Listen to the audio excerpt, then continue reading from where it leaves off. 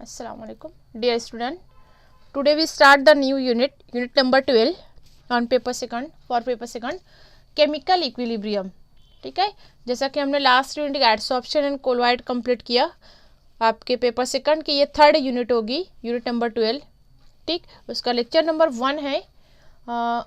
Name of unit is chemical equilibrium. Chemical equilibrium that means chemical और कीमियाई तवाजुन. ठीक, तो इसको समझने के लिए पहले हमको कुछ बेसिक नॉलेज चाहिए.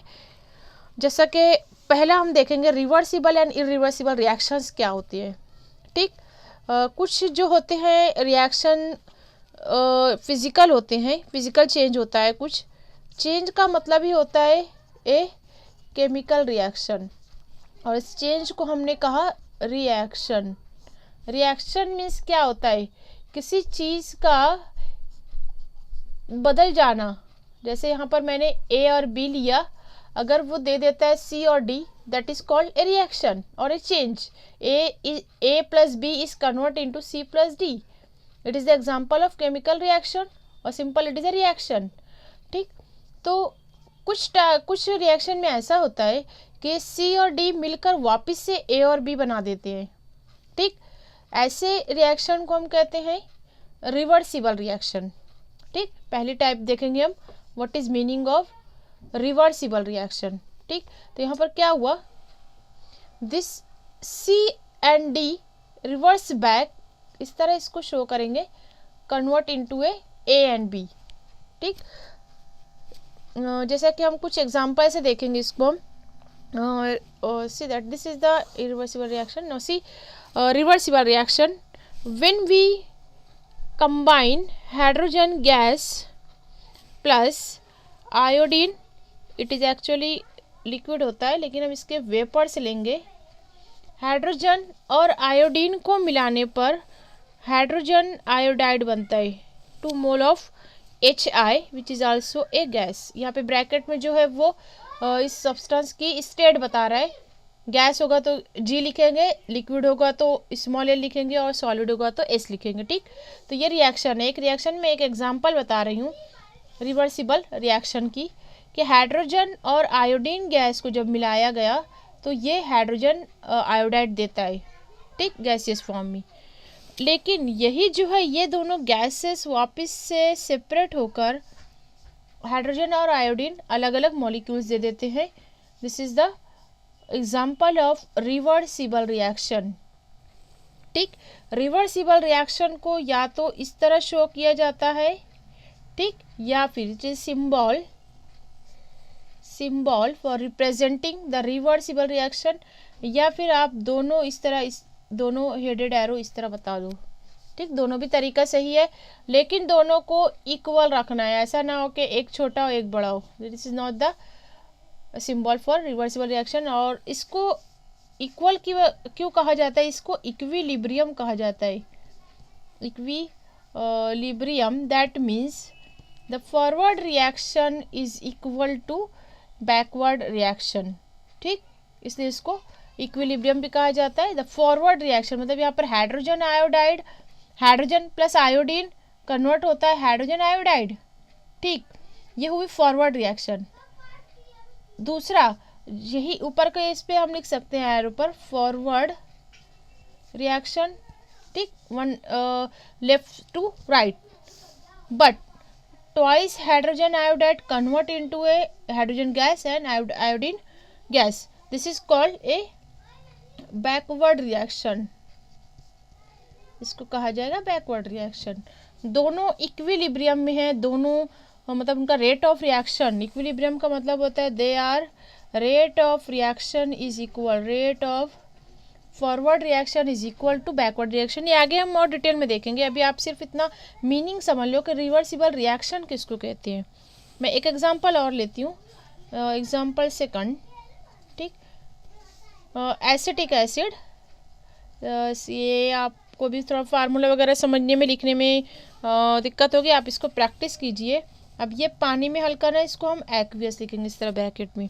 एसिटिक एसिड, एसिटिक एसिड, इसको जब पानी में हल किया जाता है लिक्विड, ये देता है, मैं यहाँ पर 2 हेडेड एरो बना रही हूँ इस तरह, acetate ion CH3CO minus, then formation of hydronium ion, this is called acetate ion, this is hydronium ion, ion है इसलिए आयन लिखेंगे, एसीटेट आयन। ठीक, तो यहाँ पर क्या होता है, एसिटिक एसिड जिसको आप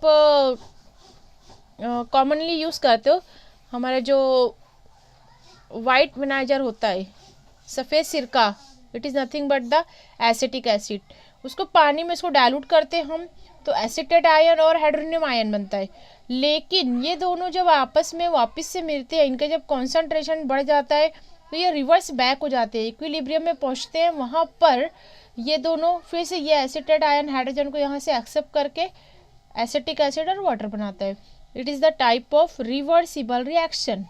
तो हम ऊपर देखते हैं मतलब क्या होता है। The reversible reaction which do not go to completion, होता है ऐसा, ये कंटिन्यू एक दूसरे को, यहाँ पर फिर से फॉरवर्ड रिएक्शन से प्रोडक्ट बना, प्रोडक्ट वापस से रिएक्टर बनाएगा, this is called backward reaction. ये फिनोमेना कंटिन्यू होते रहेगा, तो इसको कहेंगे हम do not go to completion. समझ में आया? एक बार प्रोडक्ट बन गया, सी और डी बन गया, लेकिन ये स्टेबल नहीं है, इसकी कोशिश होगी फिर से वापस से ब्रेक होकर ए और बी बन जाएगा।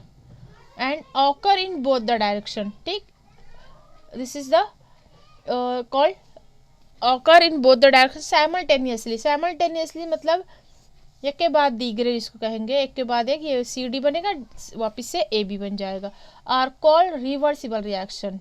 ठीक, रिवर्सिबल रिएक्शन में ये एक होता है कि concentration of reactant is equal to concentration of product. ये किस कंडीशन में हो जाता है? इन इक्विलिब्रियम में। तो आपको रिवर्सिबल रिएक्शन समझ में आ गया होगा, I hope so. Now see अगली वो देखेंगे term, that is irreversible reaction. अब ये रिवर्स का अपोजिट है, इरिवर्सिबल रिएक्शन। इसमें क्या होगा, यहाँ पर जैसा कि लकड़ी को आप जलाते हो, कार्बन लकड़ी होती है सॉलिड स्टेट में, हवा की मौजूदगी में, ऑक्सीजन गैस की मौजूदगी में इसको आप बर्न करते हो, मतलब यहाँ पर हम लिख देंगे बर्न करना, जलाना, अमल एहतराक जिसको कहते हैं। तो ये कार्बन डाइऑक्साइड बनाएगा जो कि गैस फॉर्म में होता है, इसको मैं अप एरो से शो करेंगे। और एक होता है यहाँ पर कुछ हीट एनर्जी जो है वो इवॉल्व होती है। ठीक, ये सिंपल सी रिएक्शन है। तो अब क्या ऐसा हो सकता है जो हमने प्रोडक्ट हासिल किया है, carbon dioxide gas plus heat, इसको वापस से लकड़ी में तब्दील कर सकते हो आप? नो।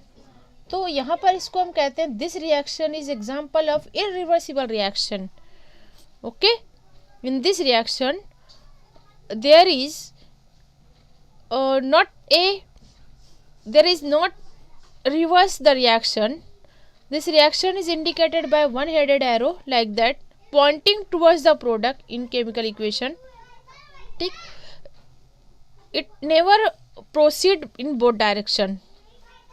ठीक, हमेशा ये सिर्फ फॉरवर्ड रिएक्शन, वन डायरेक्शन होती है, फ्रॉम लेफ्ट टू राइट। ठीक, there are no chance of formation of backward reaction or a formation of reactant against. Is that clear? अब इसके एक एग्जांपल और हम लेते हैं,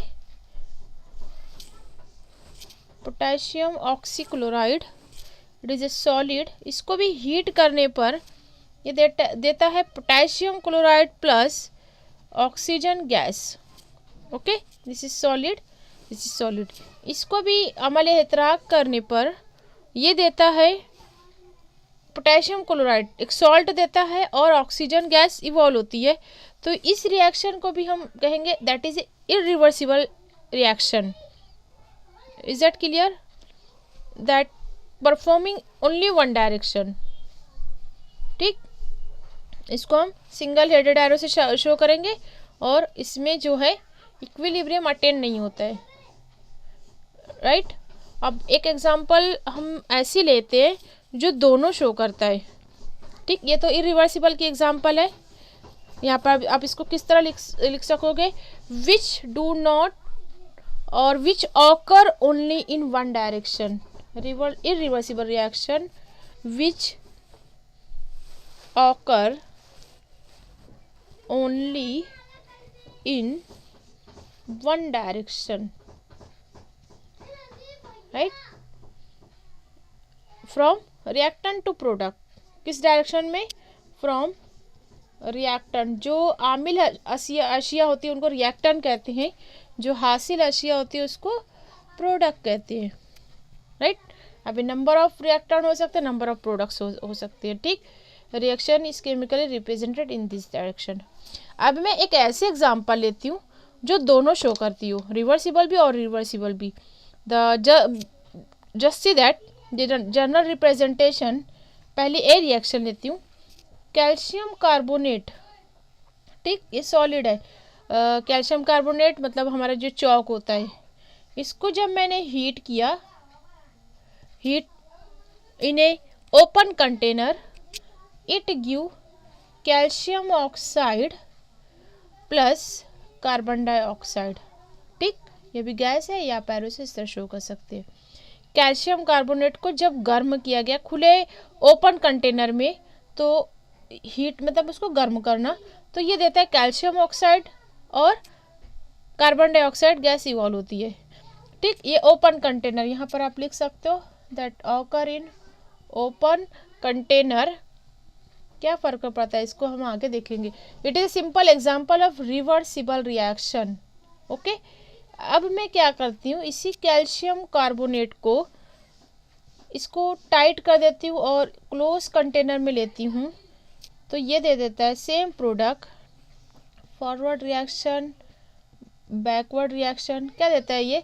calcium oxide plus carbon dioxide gas. Calcium oxide को quick lime भी कहा जाता है, ठीक? बहुत शाइनी कलर का वाइट सब्सटेंस होता है, सॉलिड। देखेंगे यहाँ पर, ये मैंने लिख दिया इसको क्लोज कंटेनर, क्लोज कंटेनर। अब क्या होगा, ये दोनों ऑक्सीजन कार्बन डाइऑक्साइड और कैल्शियम ऑक्साइड, ये दोनों वापस से मिलकर, क्योंकि हमारा कंटेनर क्लोज है, कार्बन डाइऑक्साइड गैस जो है एस्केप नहीं हुई है, वो मौजूद है उसी कंटेनर में। तो जब इसका कॉन्सेंट्रेशन बढ़ जाएगा तो ये वापस से कैल्शियम ऑक्साइड से रिएक्शन करके कैल्शियम कार्बोनेट बना देता है। This is the example of irreversible reaction, reversible reaction.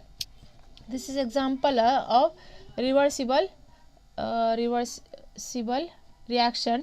This is the example of irreversible reaction. Is that clear? अब आपको शायद पूरा समझ में आ गया हो गया कि रिवर्सिबल किसको कहते हैं और इरिवर्सिबल किसको कहते हैं। इस पे आप एक एग्जांपल याद रखो, रिवर्सिबल रिएक्शन हाइड्रोजन और आयोडाइड गैस की या फिर एसिटिक एसिड की, जबकि आप इरिवर्सिबल में ले सकते हो कार्बन का और लकड़ी का हवा में जलाना, अमाल एतराक का। और दूसरा आप कैल्शियम कार्बोनेट की भी एग्जांपल याद रख सकते हो, ठीक? इजी एग्जांपल याद रखो, और सबसे अच्छा तरीका है किसी भी टर्म्स को डिफाइन करने का, आप एग्जांपल बताओ, ठीक? Okay, all the best. Now we see next lecture, next point.